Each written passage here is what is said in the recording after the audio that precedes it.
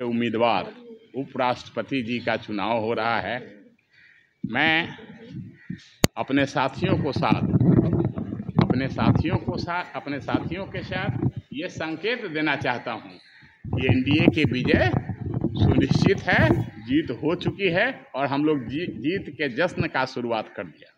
शैलेंद्र जी, इस तरह देखा जाए इंडिया गठबंधन के उम्मीदवार जो हैं वो बी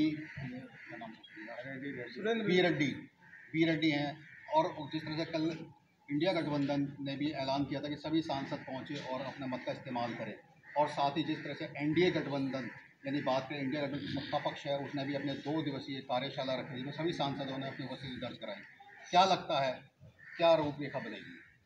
सबसे दुर्भाग्य की बात तो ये है कि जो भी हमारे संवैधानिक पद पर रेड्डी साहब, जिनका आपने अभी नाम लिया, आने वाले हैं, एक दिन पहले आपने देखा होगा कि जो व्यक्ति ना किसी सदन का सदस्य है, आपराधिक मामले में लिप्त है और आज भी सजाप्ता है, बेल पे बाहर है, बहुत सारे केसों में बेल पे बाहर है, उससे ये वोट मांगने गए हुए थे। उसका पूरे देश की मीडिया ने उसको चलाया।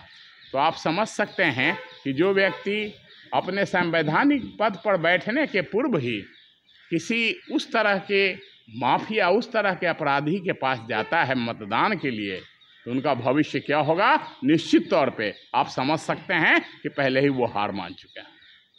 आप एनडीए गठबंधन का हिस्सा हैं, बिहार की राजनीति की लेकर बात करें तो बिहार में क्या रूपरेखा बनेगी, और जिस तरह से राहुल गांधी ने जो रैली निकाली थी उसका क्या प्रभाव पड़ेगा?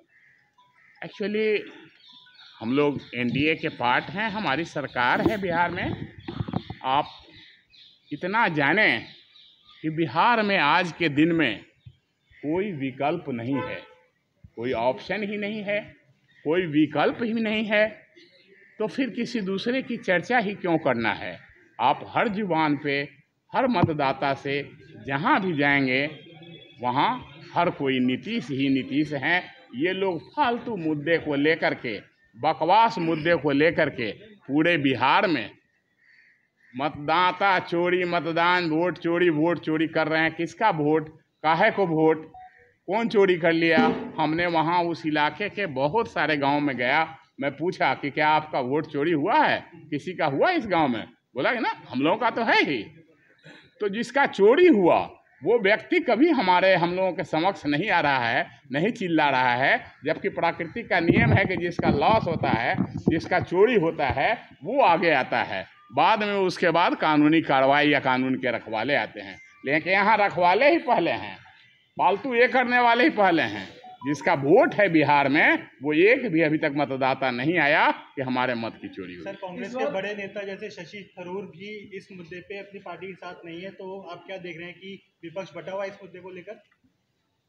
विपक्ष बटा ही हुआ नहीं है, ये लोग केवल कुछ प्रदेशों का चुनाव का इंतजार कर रहे हैं। बिहार में जैसे ही और उपराष्ट्रपति का चुनाव जैसे ही घोषित हुआ, ये लोग फिर देखेंगे भगदड़ मच जाएगा, और सारे के सारे लोग इनके अपनी पार्टी, जिनका आपने नाम लिया, उनके अपने पार्टी बचा पाना कठिन हो जाएगा। कल वो राष्ट्रीय पार्टी रह जाएगी कि नहीं, इस पर भी सोचना होगा। सर, इस बार बिहार में कितनी सीट आएगी सर एनडीए की?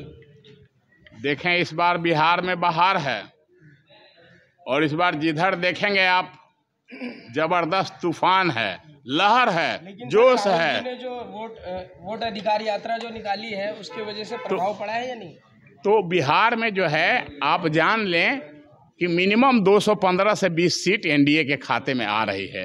अब रही बात राहुल जी के घूमने से प्रभाव पड़ेगा, आप समझते हैं कि मेरे घूमने से यूपी में कुछ प्रभाव पड़ेगा?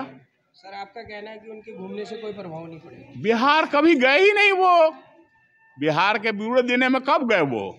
बिहार में तो वैसे दिनों में वो गए जब वहाँ मतदाता अपने मताधिकार का उपयोग करके विधायकों को चुना, और उन्होंने ना तो शपथ लिया और ना विधायक बने, और भंग कर दिया गया। इसके नेता हैं वो। कहाँ बड़े भाई की भूमिका में कौन होंगे बिहार में? बड़े भाई तो देखिए, भाई तो रहेंगे ही, ये सुनिश्चित है। अब बाकी जो मैक्सिमम विकास मैक्सिमम ये के काम करेंगे, बड़े भाई की भूमिका में रहेंगे। चिराग को लेकर के क्या सोचते हैं? चिराग ने तो बहुत पिछली बार डैमेज किया जदयू को। देखें, उन्होंने जो क्षति किया, उस क्षति का खामियाजा उनको भी भुगतना पड़ा। आपको जानते हैं, उनको भी एक सीट प्राप्त नहीं हुआ था। तो ऐसी कौन सी बुद्धिमानी कि हम आपको अपमानित करें या आपका क्षति कर दें जिससे आप स्वयं बर्बाद हो जाएं? ये कोई बुद्धिमानी है क्या? निश्चित तौर पे उनका जो ये निर्णय था, गलत निर्णय था।